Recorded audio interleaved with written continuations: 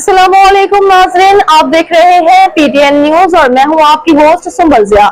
शामिल करते हैं आज की अहम खबरें। खबर शामिल करते हैं। वज़ीर आज़म शहबाज शरीफ ने अपना घर स्कीम का बाकायदा इजरा कर दिया। 1 करोड़ रुपए तक का कर्ज आसान शराइत पर मिलेगा।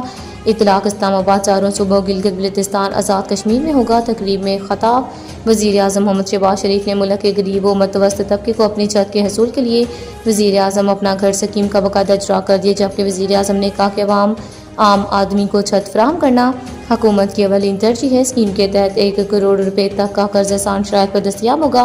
पहले साल 50,000 घरों का हदफ मुकर्रर किया गया। आइंदा 4 बरसों में हदफ 5 लाख घरों का होगा। 10 मरले तक घर तामीर किए जा सकेंगे और इसके लिए फाइनेंसिंग का हजम 3.2 खरब रुपए होगा। कर्जे की वापसी की मुद्दत 20 साल होगी। पहले 10 साल मार्कअप 5% और अगले 10 साल मार्कअप मार्केट की शरह के मुताबिक होगा। स्कीम का इतलाक वफाकी दारुल हुकूमत इस्लामाबाद समेत 4 सूबों गिलगित बल्तिस्तान और आज़ाद कश्मीर में भी होगा। तामीराती शोबे से मईशत का पहिया चलता है।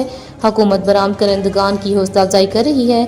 स्कीम पर अमल दरामद का हर महीने खुद जायजा लूंगा। न्यूज स्टूडियो से अब तक के लिए इतना ही। मजीद खबरों और अपडेट्स के लिए देखते रहें पीटीएन न्यूज। अल्लाह निगहबान।